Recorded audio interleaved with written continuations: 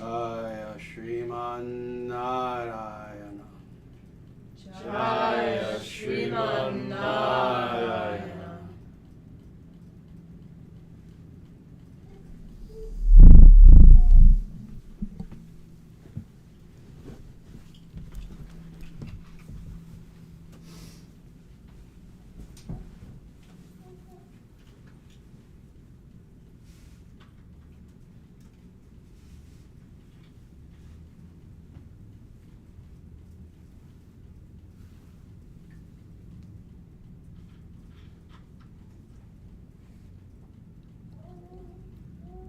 Everyone who is here in the temple, please repeat after me. Jaya Shriman Narayana.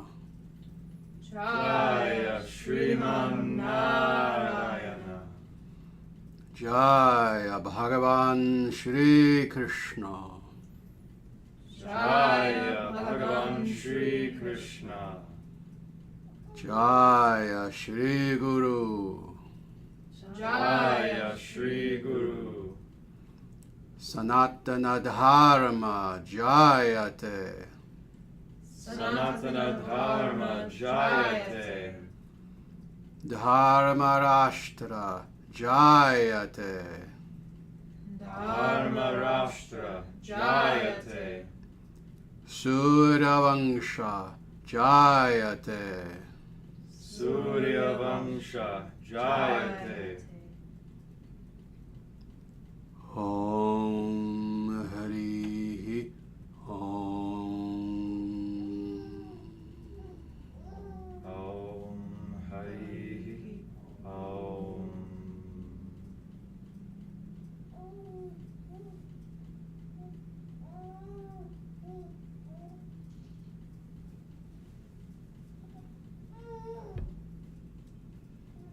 Namaste, everyone. It is absolutely my pleasure to be here with you this afternoon. What is afternoon for us here in Omaha? What are, of course, different times in accordance with your time zone. And what we are doing with the live stream today is something very, very special. We are celebrating Guru Purnima. And for individuals who know, this is one of the most important Vedic holidays in existence. There are only a few Vedic holidays that are of vast importance. Truthfully, there are many Vedic holidays. Almost every day is a Vedic holiday in one way or another, celebrating something or another. But as far as the most important days, this is one of the most important, Guru Purnima, where we are celebrating the Guru.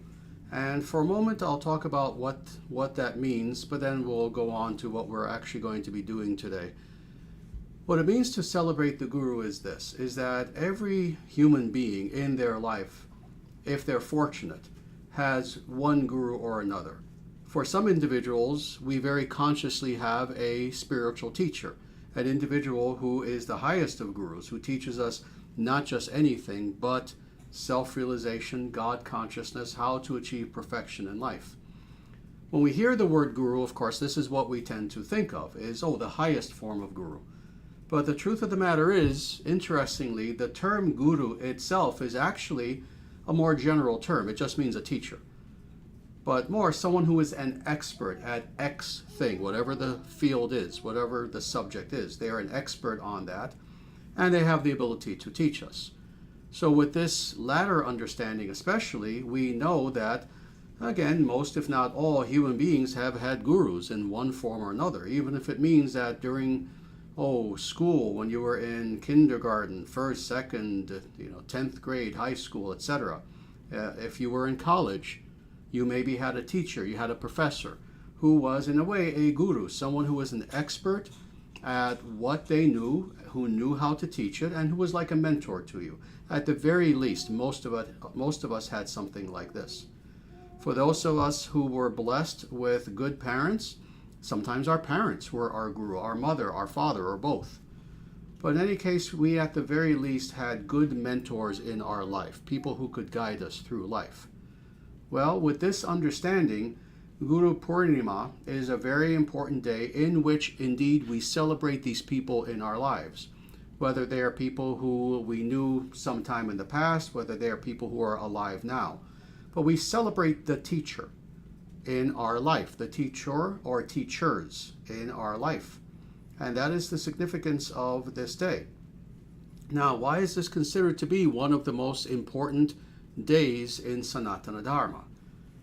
The reason why is because we understand that what it means to be human is not merely to be static. What it means to be human is that if we are a human proper, we are ever growing. And more, we're consciously growing. See, as a child, you have no choice but to grow, physically in every way. But more, when you reach a certain level of maturity, then you consciously grow. You choose to grow. You say to yourself, here I am. I am where I am at this particular station and situation in life, but now I've decided I want to grow more in this direction and as much as possible. It's at this point especially that we consciously seek a guru. But now, again, going back to the more specific definition of this word, when it comes to a spiritual teacher, when it comes to growing spiritually, the truth of the matter is, and I've stated this many times, and I've given the, if you want to call it this, the Vedic argumentation for why this is the case, we cannot grow spiritually to the nth degree without the benefit of a guru. Oh, we can grow spiritually. We can grow spiritually if we find ourselves alone on an island. But the truth of the matter is, if we want to truly grow to the maximal degree that we can, spiritually speaking, ultimately we will need an individual who will guide us into what is, by definition at that moment for us, the unknown. That is, who will guide us into knowing ourselves better and better and better. Who will guide us into knowing what is, for now at least, the mystery of God, deeper and deeper and deeper. And without that guide, it is nearly impossible to achieve the full goal. This is understood. This is the understanding of Sanatana Dharma, and there's no argumentation about this. Every single legitimate tradition, authentic tradition in Sanatana Dharma, teaches the importance of guru if we wish to make serious spiritual progress. So indeed, recognizing this as a tradition in and of itself, there are today approximately 1 billion, that's with a B, followers of Sanatana Dharma. For those who watch the live stream and you think that, oh, Sanatana Dharma is just a person in Omaha and a nice temple here in Omaha. No, Sanatana Dharma represents 1 billion of the earth's inhabitants today. And for all 1 billion of these followers of Sanatana Dharma, Guru Purnima is of vast significance, and I've explained to you why. So, before we go deeper and explain a little bit more what is the nature of Guru, this was all just a preface. There are actually two things that we are going to be celebrating today, actually. And it's very interesting for me, especially being an American guru.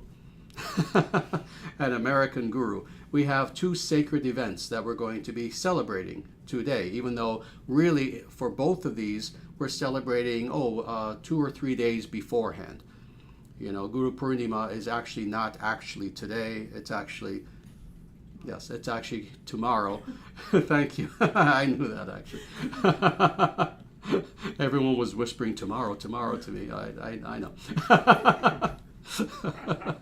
And the other thing that we're celebrating is actually in 2 days, and that is 4th of July. Again, I'm in a very special position that I am a not just Vedic guru, but an American Vedic guru. And as someone who was born in America, who has lived in America for much of my life, other than some stints where I did live in India, the UK, a few other places, for me, the 4th of July is of importance. And you probably just heard a firework go off in the background. The reason why is because as followers of Sanatana Dharma, we do not artificially deny any aspect of our identity. That means we understand that ultimately, as Atman, we transcend all. Oh, we transcend all bodily designations, etc. But at the same time, we don't live in the illusion of saying that, oh, I am not a man, this is not a woman, this is not a cow, etc., etc. No, we acknowledge who we are, our gender, our ethnicity, our heritage, etc. We also acknowledge our nation. You know, we are taught in Sanatana Dharma that regardless of what your nation is, you also should have fidelity and patriotism toward your nation as well. So as myself, not being someone who was born any other place other than America, indeed, I am a patriot when it comes to the idea of America and celebrating the 4th of July. And the reason why the 4th of July is so important, and the reason why celebrating it is of such importance, is to state this in the smallest nutshell, this. There are two Americas. There's the America of Hollywood. There's the America of very bad manufactured pop music that the rest of the world hears.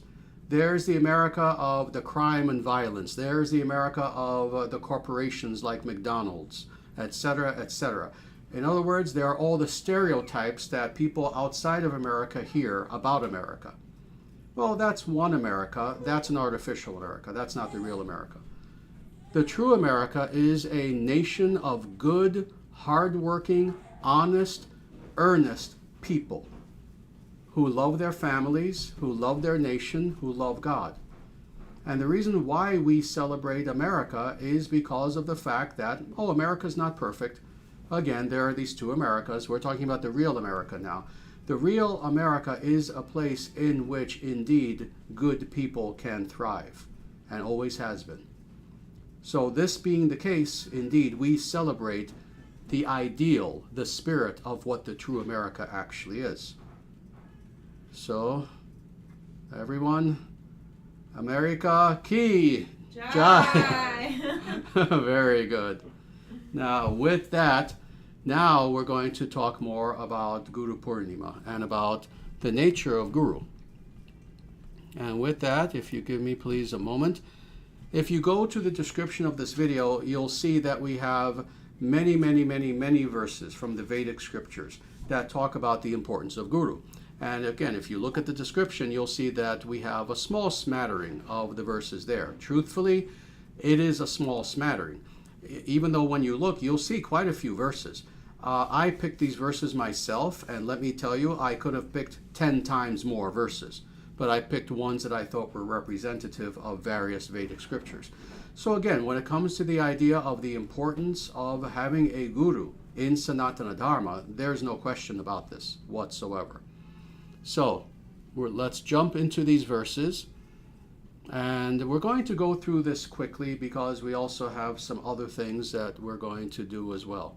Tad viddhi pranipatena pariprasnena sevaya upadeksyanti jnanam jnaninas tattva-darsinah is the very first verse that we're going to look at. And this is from Bhagavad Gita.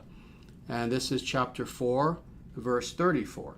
And this is a very important verse, actually, in Bhagavad Gita, where not just anyone, but Lord Krishna himself, who is the speaker of Bhagavad Gita, explains the importance of having a guru. And he says, quote, "Just try to learn the truth by approaching a spiritual master. Inquire from him submissively and render service unto him. The self-realized soul can impart knowledge unto you because tattva-darsinah, he has seen the truth. He has seen the truth. Darsinah, from dirsh, the Sanskrit verb root meaning to see. Such an individual has seen tattva, that which is true." So again, a very, very important verse where Krishna himself is explaining several things here. First of all, that it is important to have a guru. That's how he starts. Just try to learn the truth by approaching a spiritual master. But then he explains what the proper attitude and mood should be of the student.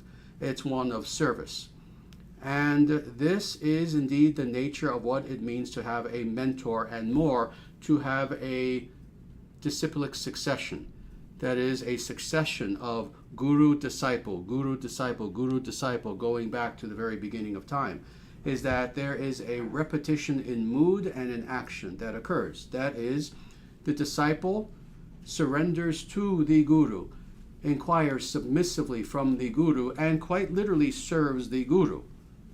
And more, that guru, who that disciple is surrendering to, in turn, when that guru was a young person and was in turn a disciple, did the same toward his guru. And again, stretching back to the beginning of time. So that's what the guru asks the disciple to do, is what he himself has done when he was younger. So in this way, there's this cyclic continuity of teaching, of mood, and of action that occurs in the relationship between the guru and disciple. And then finally, interestingly, and I love this part, again, this tattva-darsinah. What is the criterion by which we know that a person is a guru? Because we know, of course, you see, this is the problem. We know it's 2023. We know that we have to use YouTube as a medium right now, and that there are thousands of people who, of course, will claim to be gurus, and they'll give themselves fancy names, and usually it's just that. It's self-anointed. They'll give themselves fancy names, and they all have different ways in which they teach, etc., etc. But how do we know whether or not an individual who claims to be a guru truly is a guru? Tattva-darsinah. For such an individual has seen the truth. That is, they have had direct realization. See, this is the number one criterion. I don't think I've ever stated it this bluntly before, because I've spoken about guru in the past. But this is the number one criterion by which you know that X person is a guru, and I must hurl myself in the direction of this person as quickly as I can. It's not just that they have a lot of knowledge. It's certainly not that they have charisma. Even a bad person can have charisma. You know, watch a Hollywood movie. You'll see the villains often will have some charisma. No, it's not just that they have the ability to teach. It's not even that, oh, you know, maybe this guru, oh, they can levitate, or no. There's one criterion by which we know that, no, that is the guru. They have experienced the truth. Tattva-darsinah. They have seen that which is. Tadagata. They have gone to that other side, and they have experienced. And thus, that being the case, and due to who they are within, they have the ability now to deliver truth unto us. So, Bhagavad Gita. Let's go on to a few more of these verses. And again, for the most part, we'll be going through these quickly. I wanted to spend some time with that verse specifically because it's foundational and because it's very important, because it was Bhagavad Gita. Now we're going to go on to Srimad-Bhagavatam, Canto 11, Chapter 3, verse 21. One who is searching for the ultimate truth must surrender unto a spiritual master, a guru. A guru knows the inner meaning of the Vedas, is fixed in the absolute truth, and is expert in the Shastra, that is the revealed scripture. So again, more criteria. Well, first, actually, before we even get to the criteria, again, there is the statement that if we wish to know truth, we must surrender to a guru. So again, for a, let's say, more New Age inspired pseudo-Vedic teacher who may be out there and will say, no, it's 2023, we don't need gurus, you're your own guru, become your own guru, etc., etc. This sort of materialist skepticism. The Vedic scriptures from beginning to end disagree with you, and the Vedic scriptures are smarter than you. Vedic scriptures don't need a YouTube channel. And the Vedic scriptures make it very clear that no, if we are seeking truth, we have to approach an individual who in turn has truth. Very simple. And then some of the criteria that are here, that such an individual has to know the Vedas. So a guru knows the inner meaning of the Vedas. This is crucial, actually. So again, first, having that direct experience, that tattva-darsinah, is very important. But also, the guru has to be someone who has the ability to know the inner meaning of the Vedic scriptures. So again, for those of you who have been with me for some time and you've heard many of my talks again and again and again, you'll see that these are the things I stress. That if a person makes X spiritual claim, oh, God is like a bumblebee, God is like a bagel, God... and they'll just come up with all these crazy sort of metaphors and symbolic things and etc., and they're just making it up as they go along. No. A true guru does not do this. A true guru explains truth in accordance with Shastra, the Vedic scriptures, and the Vedas themselves. To do so, that individual must understand. Now, this is interesting. I'm just going to read this one part again. The guru knows the inner meaning of the Vedas. This also is something that we've spoken about. Not just that they can present to you what you can read for yourself. Oh yes, in this verse Krishna is saying X, when, well, you already read that, you know that. the Guru has the ability to take that one verse of, let's say, 19 words and expand upon it for the next 3 months and go deeper and deeper and deeper and deeper. Why is this the case? When we're talking about the nature of the spiritual, when we're talking about, the nature of God and anything related to God, this is the very nature of the spiritual, is that we must have the ability, if it is truly the spiritual, to explore that to infinite depths. This being the case, then certainly we must have the ability also to do the same with the Vedic scriptures. So this is why it's interesting. You can't see the photo, unfortunately, but my guru's guru, Bhaktisiddhanta Saraswati Thakur, he had the ability, and he did this several times, to take one verse from Bhagavad Gita, and there's a reason why I said 3 months a minute ago. He could give lectures every night, 7 days a week, for 3 months on one verse. That's a guru. Let's go on now to the next verse that we're going to look at. And this is Svetasvatara Upanisad, chapter 6, verse 23. Unto those great souls who have implicit faith in both the Lord and the spiritual master, all the imports of the Vedas are automatically revealed.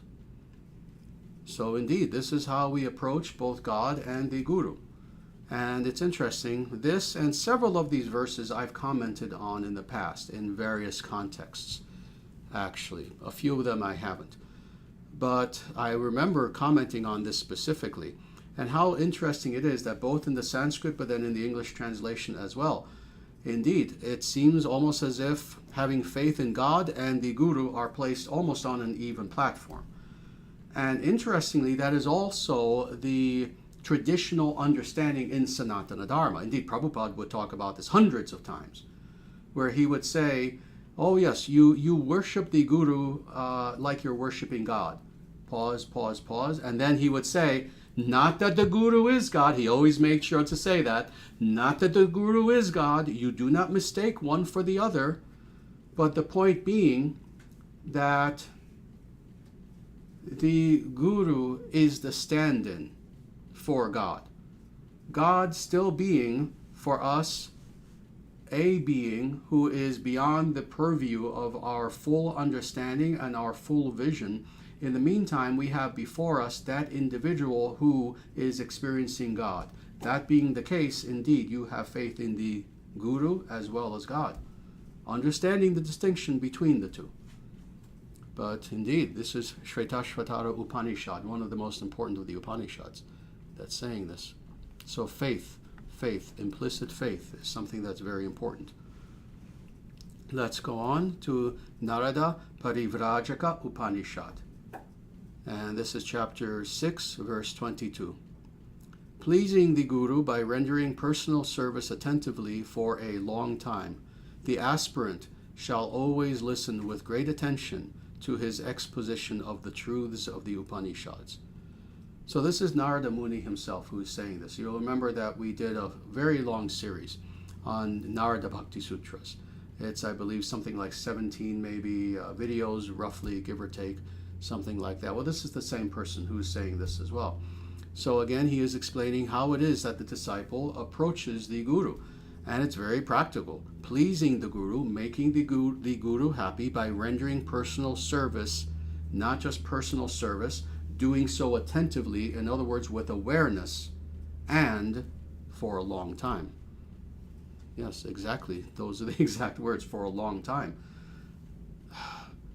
Just this one sentence alone, I can do a 1-hour talk on. I'm not going to, because again, we're going through this quickly.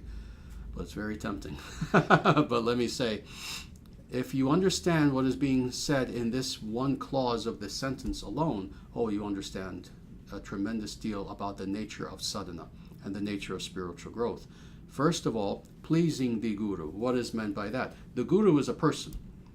You see, it's interesting how often in Sanatana Dharma, even sincere people actually can sometimes impersonalize the concept of the guru.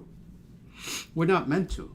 In other words, we tend to see the guru as this human being who really is this great divine marble statue on a chair, and etc., etc. And we kind of impersonalize the person, not understanding that, no, the guru also is a person who has his own relationship with God, relationship with others, etc. The guru is a unique individual like anyone else. So this is what is meant by pleasing the guru, understanding that the guru has, his or her own likes, dislikes, etc., etc. And how do you please the guru? By rendering personal service. Now, by action, by action, by action. Not merely by saying, oh, Guruji, you're so wonderful, you're so great, etc., etc. You know what the guru wants from you if you're a disciple? The guru wants your help. The guru is on a mission to save the world. The ideal guru, the real guru, a true guru. He wants your help. He wants your help in saving the world. So that's what's meant by personal service, that you personally will do the service. And then, again, attentively, with awareness. Awareness is everything, and for a long time. In other words, spirituality is something that doesn't just yield to the fruit of spirituality, the actual results overnight. But rather, this is a process that takes time. And the true disciple understands this. Let me tell you, before I ever allowed anyone to call me a guru, I was a disciple for a very long time. And I did seva, quite literally seva, for a very long time. And when I say seva, I mean sometimes it would be just physical. I would mop floors. I would lift boxes of books and carry them up and down stairs. You need to render service for a long time before you yourself will have realization. Let's go on. Because again, I said we would go through these verses quickly, and we will. We're going to get through them all, even though I have 279 verses here. Seemingly. Not that many. But we'll go through these quickly. Niralamba Upanishad, verse 30. Worthy of adoration is the guru who leads one to Brahman, the supreme spirit dwelling in all bodies. Oh, beautiful short verse. Beautiful short verse. So, first of all, this is the nature of God. What is the nature of God? God is that being who, see, we occupy our body. This is one of 129,000 reasons why we're not God. If a person is narcissistic and sociopathic enough to say, I am God, I am God. No, there are many reasons why we are not God, and this is yet one more. We occupy our body. We don't occupy all bodies, but God does. God is present within the heart of all beings, not just human beings. And there are more human beings than you know. There are not just human beings on this planet. There are multiple planets in our system, actually, that have human beings. Some more advanced than us, actually. Quite a few more advanced, some less advanced. But what to speak of then all beings, all the gods and demonic beings and animals and plants, etc., etc. God is present there with them all. That is the nature of Brahman. That is the nature of God. And with this understanding that this is the being we wish to know, that being who is everywhere, it is by worthy adoration of the Guru that we are led to know this Brahman. In other words, it is by having faith, fidelity, etc., by rendering service to the Guru that we know Brahman. Let's go on to the next verse that we're going to do. Chandogya Upanishad 6:14-2. Acharyavan Purusho Veda. And the translation of this is, one who follows the Acharya knows things as they are. Knows things as they are. So again, Acharya is simply another name for Guru, but more, it's something that is much more specific. Again, a Guru can be a general teacher. We know that traditionally, for example, you want to learn sitar from a master. That is a sitar guru. a sitar guru. Ravi Shankar, very famous, he's passed away now. He was a guru, he was a sitar guru, not a spiritual guru. No, he wasn't a perfect being, he wasn't there to teach people enlightenment.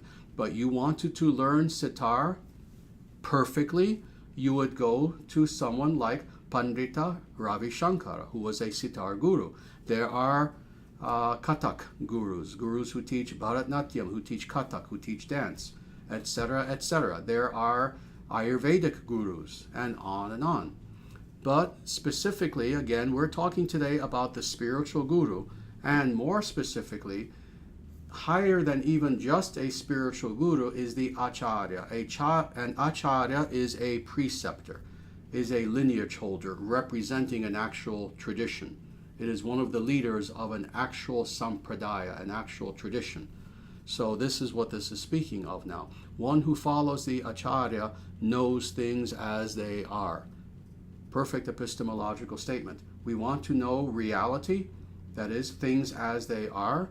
Well, then you follow an acharya who has the ability to deliver such knowledge unto you. Let's go on now to the Manava Dharma Shastra, otherwise known as the Manu Sanghita. And this is chapter 2, verse 140. An acharya is one who not only confers the sacred thread upon his disciples, but trains them in sacrifice and teaches them the esoteric meanings of the Vedic scriptures, including the Upanishads. According to saintly authorities, such a spiritual master is an acharya. So again, going deeper into not just the word guru, but specifically the word acharya, the Manava Dharma Shastra gives a very clear definition of what an acharya is. That is, that they're not merely someone who confers a sacred thread to their disciples. In other words, they don't just do ritual, but rather they have the ability to teach them the esoteric meaning of the Vedic scriptures. So again, they have the ability to dive infinitely deeply into the Vedic scriptures and teach what is the ultimate purport of those Vedic scriptures. That's the definition. And according to who? Again, this is something I remember commenting on, this kind of traditional, let's say, literary construct that you find in the Sanskrit literature, in the Vedic scriptures, where it will say, oh, according to the great ones, the great beings. Here it's saying, oh, according to saintly authorities. And of course you're left wondering, oh, well, who is that? Who is this referring to? It's referring to the rishis. It's referring to those highest human beings who have seen the truth. So according to the rishis, such a spiritual master is an acharya.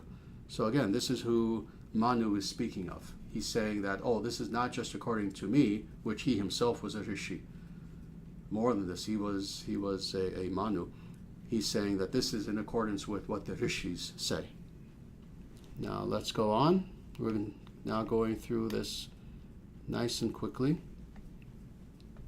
We're going to go now to the Vayu Purana, and this is 124.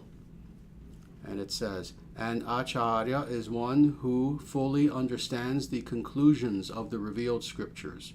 His own behavior reflects his deep realization, and thus he is a living example of divine precept. He is therefore known as an acharya, or one who teaches the meaning of scriptures by both word and deed. Indeed, Prabhupada himself gave this definition all the time. Actually, in quite a few places, you can feel free to even look this up yourself, where Prabhupada would say, oh yes, what is the definition of an acharya? One who teaches by his own personal example. He would say this again and again and again. And how did Prabhupada show this? By teaching by his own personal example. You see the life of Prabhupada, and he lived as a perfect acharya. Indeed, I often say to myself, if I could live by example 1% of what Prabhupada did, I would consider myself very blessed. But this is what is an acharya, what is a true guru, is that they teach by their personal example. That's Vayu Purana. And let's go on to the very last verse that we're going to look at. Satyayaniya Upanishad, and this is verse 39. The Guru is the supreme Dharma. The Guru alone is the sole means of liberation.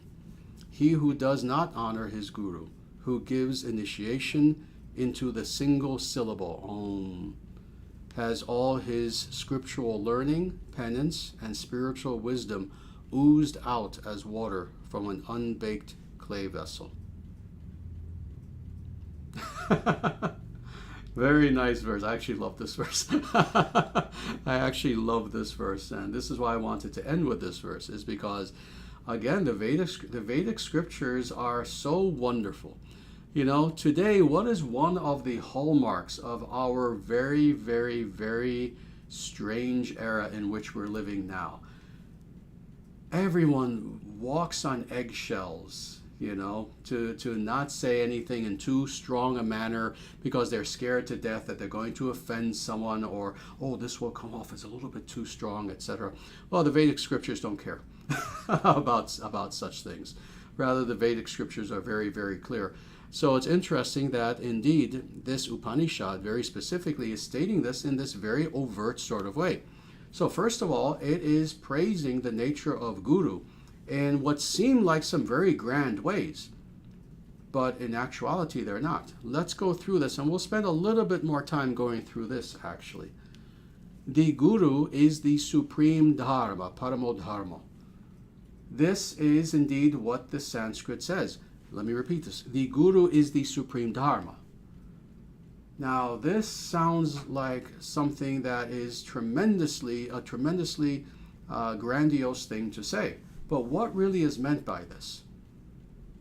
We wish to know Dharma. We wish to know what is the meaning of life. We wish to know those teachings which, once we know them, we understand what is the nature of reality, what is the nature of the world around us, what is our own nature, the nature of God, etc. We wish to know what is that path by which we can ascend spiritually, and really in every way, but especially spiritually. That is Dharma.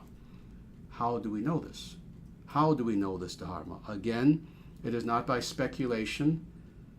It's not by just reading a few good books, etc.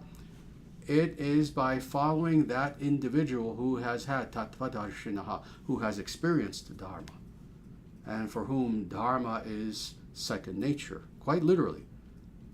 A guru is someone for whom, a rishi is someone for whom, an acharya is someone for whom they have their own nature, i.e. they have their own atman, but also they have, one could say, a second nature by which their atman operates in the world. That's Dharma.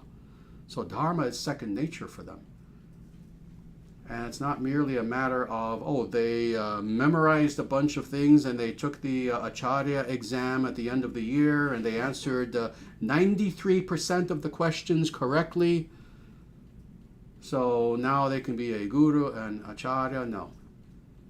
For them, they are, for a true guru, the true guru is Dharma in motion. That is their living Dharma. That is, you want to understand Dharma? Just observe that person, because Dharma is quite literally second nature to that person. Does the guru think about Dharma? Oh, sure, they do. Do they have to? No, they don't.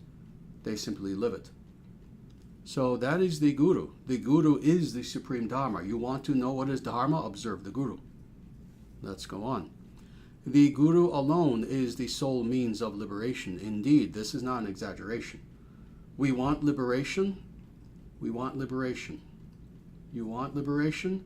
Find a being who is so perfect that when you are in their presence, you are so overwhelmed by that person's very being, by the love that exudes from them to the point where you can barely even stop crying.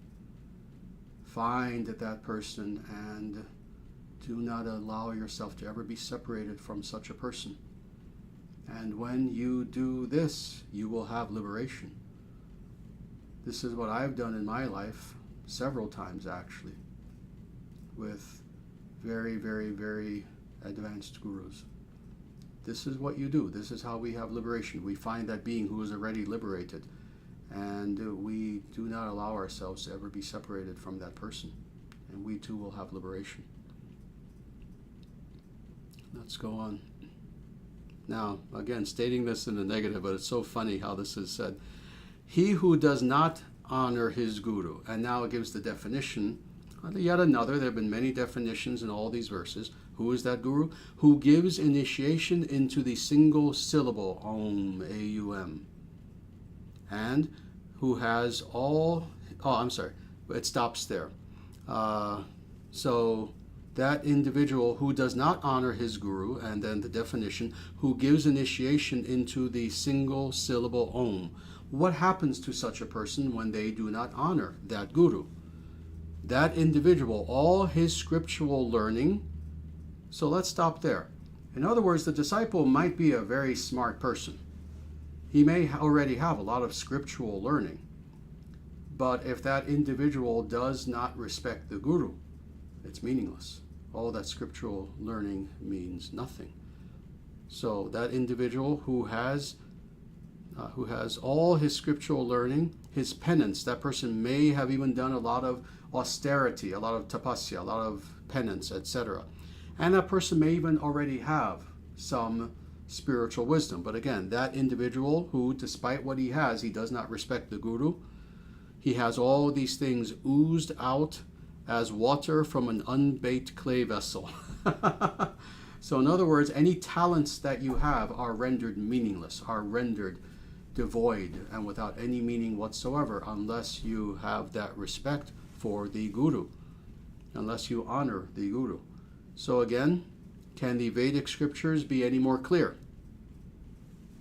No. And as I said, when it comes to Vedic scriptures, you don't want to even know how many Vedic scriptures I've read and studied, how many I possess now. I often, to this day, actually, 50 years after beginning my own study of the Vedic scriptures to this day, sometimes someone will contact me, "Oh, Acharyaji, how are you doing? What are you doing?" And I'll say, "Oh, I was just doing research on X Vedic scripture. I was just reading these 3 Upanishads." To this day, I still study the scriptures enormously. And let me tell you, these verses that I just gave to you are the smallest little sampling of verses that talk about the importance of guru and what is a guru. So indeed, this is why we honor the guru. This is why we honor the guru today, is because of the fact that it's understood in the tradition of Sanatana Dharma. We wish to know ourselves, we wish to know truth, we wish to know God, we need a mentor, we need a guide, we need an individual who has achieved that which we claim we wish to achieve. And how common sense, how logical is this? I want to experience such thing. I don't know how. Seemingly very few people around me, if anyone, has experienced this. Here is someone who has experienced it perfectly. Let me cleave myself unto that person and not let them go until by proximity I too have experienced that ultimate truth. So such is the nature of guru. Very good. With that, I'm going to stop here for now. Let me tell people who are especially watching from home that probably we won't have very much time for questions and answers. But I want to say a few things first before we end. We're not going to end immediately, actually, because again, we have a temple full of congregants who are here, and we're going to give individuals an opportunity to say something if they wish, who are here. And some people are shy, some people won't necessarily say anything, some people will. But let me just thank a few people, actually, and just say a few things. First of all, I want to thank Sudarshana in the UK, because apparently he sent a beautiful bouquet, and it's right there. Actually, you can't see it from the camera, sadly, but I can see it. I have it just a few feet away from me. And Sudarshana, thank you very much. It did indeed arrive, and I'm very humbled that from the UK you would send such a beautiful bouquet of flowers. I also want to thank Krishna Prasada and Savitri. Let me tell you, The other day, I was driving in the car with Savitri, and she started quizzing me for about an hour, it seemed, on classical music, asking me what were my favorite composers, and that wasn't enough. Then she went through quite literally a list of the top 100 composers of classical music and asked me my opinion of every single one of them. And I had no idea what in the world was happening, why she was asking me these questions. You know, oh, this person, that person. What do you really think of Beethoven? Oh, what do you think? What do you think of Hector Berlioz? What do you think of Bela Bartok? What do you think? What do you think of this person, that person? And I'm answering her. Oh, this one? No, this one's garbage. Oh, no, this one. Oh, this one's beautiful. And I would give a description of the person's life and why they were wonderful. And I didn't understand what was happening, and I didn't actually question. It was a fun conversation for me because I love classical music. You know, I love several genres, but Western classical music is one of my favorite. Well, yesterday, the answer was revealed to me. Unbeknownst to me, Savitri and Krishna Prasada had compiled, was it a thumb drive? What was it technically? USB drive. A USB drive with hundreds and hundreds of classical works on there, and apparently tailored toward me and in accordance with the answers that I gave. So there was no Ravel, there was no Bela Bartok, there was no contemporary classical music on there, which I can't stand. There was real classical music from Baroque all the way to the Romantic era, etc. And I have it now in my car, all plugged in, and I can listen to this on shuffle and listen to hundreds and hundreds and hundreds of classical pieces. So thank you very much for that gift. I truly appreciate it very much. So with that, you know, of course, I have too many other people to thank, but I wanted to at the very least say this. And with that, again, just for a few minutes or so, I just wanted to stop here and do what we traditionally have done here as a congregation. And that is give people an opportunity, if they wish to, and again, you won't be seen on camera, if you want to maybe even just stand over here on the other side of the lighting, and just feel free to say any words that you would like to say. And again, no pressure on anyone, because I know people are shy. But if anyone would like to say something, please just come up and say.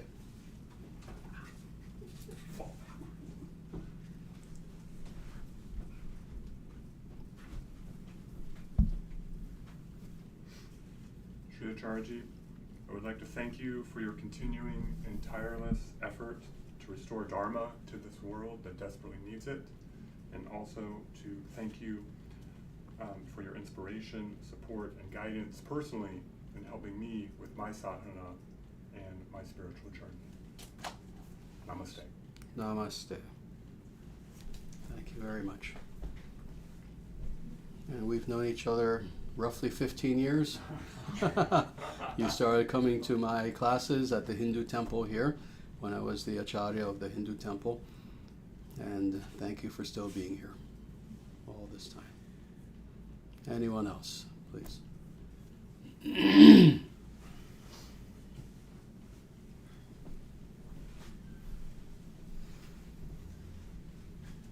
Acharya-ji, firstly let me apologize that extemporaneously I sometimes falter, but I wanted to offer my humble obeisances to you in perpetuity for everything you have done for me.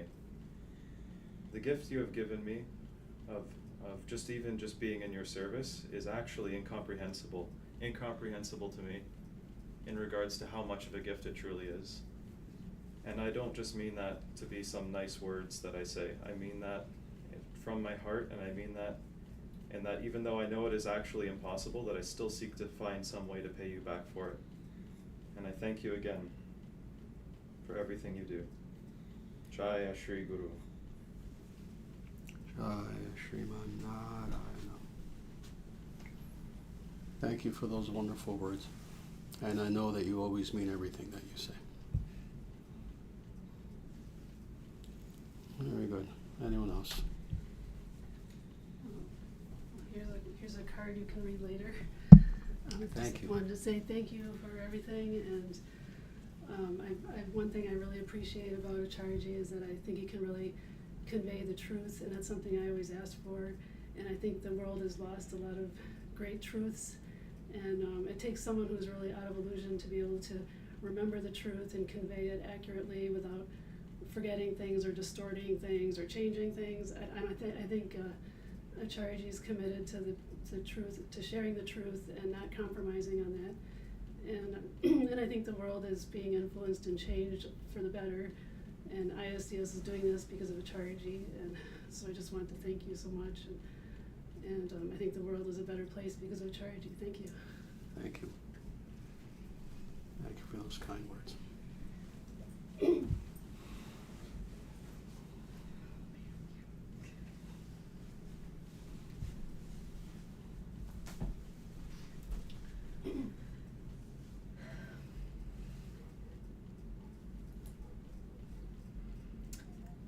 Can I ask you a question?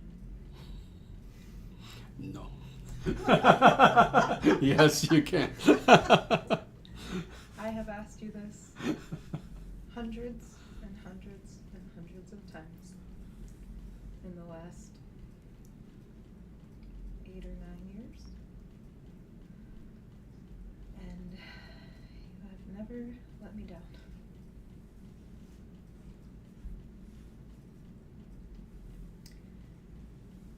It is a privilege that I am here, and that I continue to be here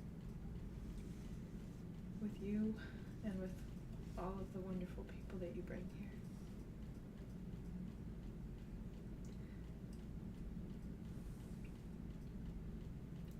You have so radically helped me to change my life in ways that I didn't think were possible. And for that, I am eternally indebted to you.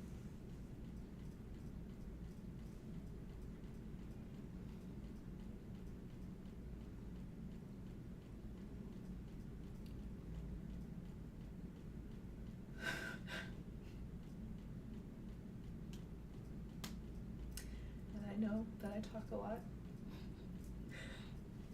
and you are ever so patient with me.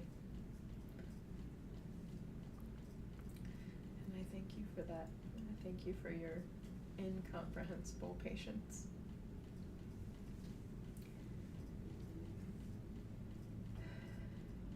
And it is my goal to help you in every way that I am here to help you with.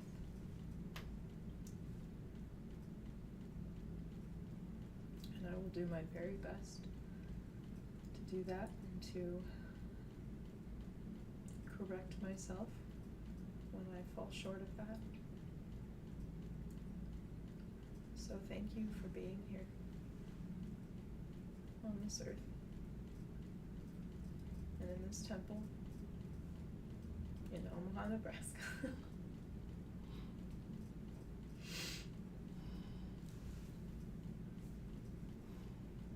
Thank you. Thank you for those kind words. Omaha, Nebraska, the Vedic heartland. Just very quickly at the very beginning, it's an inside joke. Savitri asked me, "Oh, can I ask you a question?" I immediately said no. It's because it's an inside joke. She has said that to me, yes, hundreds and hundreds and hundreds and hundreds and hundreds and hundreds of times. Can I ask you a question? And in actuality, my answer is always yes, and always has been yes. That's why it's an inside joke. Thank you.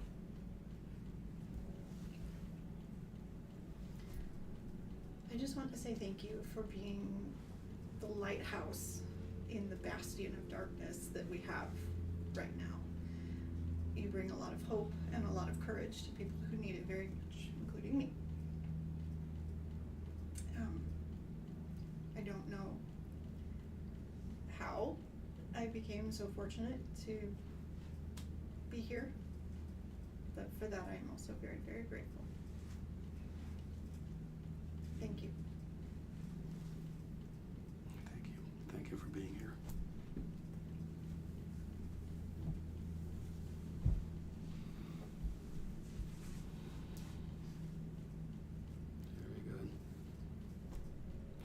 You don't have to say anything. You can say it from back there if you want. No, that's fine. Not He's shy. ready yet. Fair He's enough. shy. Very good.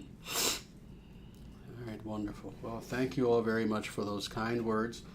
And thank you also for all of the wonderful well wishers that I know are there on the chat as well. I apologize. I barely even had a chance to even look at the chat. Just looking now, I can see that there are some truly wonderful comments that are here. Again, we won't have time for questions and answers this week because we are already a little bit over time. But next week, with the next live stream, we certainly will do our best to answer as many questions as we can. With that, I want to again thank you all for being here. And let me echo actually what Krishna Prasada said. These are not just words when I say thank you for being here. You know, I am fortunate to have students all over the length and breadth, quite literally, of the world. And some of who I've never met face to face, which is, of course, always sad to me. There are individuals, quite literally, in every single nation of Europe, bar none, who are students of mine. There are people in Australia, in New Zealand, in South Africa, in India, in Bangladesh, in Japan, in Vietnam, in Mexico, in Latin America, in Canada, in so many nations throughout the world, most of whom I have not met face to face. Many of whom I've spoken to through Skype, other means, etc., but haven't actually met them face to face in real life. And let me say, despite that fact, I, in my heart, truly consider all of you to be my family. You know, we all are born in a family, at least most of us, you know, unless you're born an orphan, which some people are, but, you know, we're all born to our biological family. But then we have our family by choice. All of you are my family by choice. And I thank you for being my family and for helping me over the years with everything that the ISDS has done. The ISDS has grown through leaps and bounds, and it's continuing to, and it's because of you. Because of your help. I may be whatever I am, but I'm still just one person. I can only do so much. I have to sleep too. Sometimes, some days I don't feel well as well like anyone else.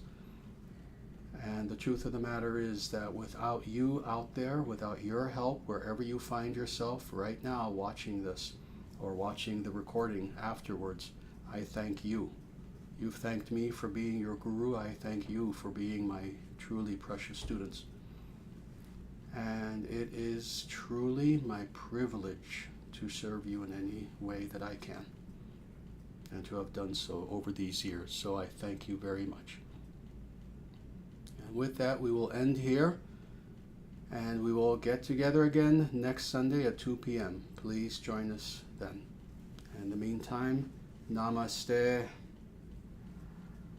And everyone, again, please repeat after me. Jaya Shriman Narayana. Jaya Shriman Narayana. Jaya Bhagavan Shri Krishna. Jaya Bhagavan Shri Krishna. Jaya Shri Guru. Jaya Shri Guru. Sanatana Dharma Jayate. Sanatana Dharma Jayate. Dharma Rashtra Jayate. Dharma Rashtra Jayate. Surya Vangsha Jayate.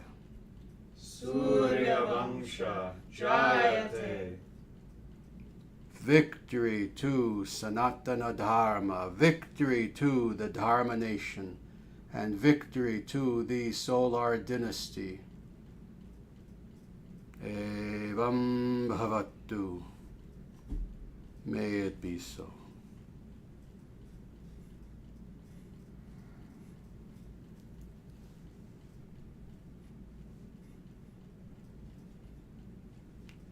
with that, everyone, I ask you, from now until the next time that we get together, please take very good care of yourselves in every way.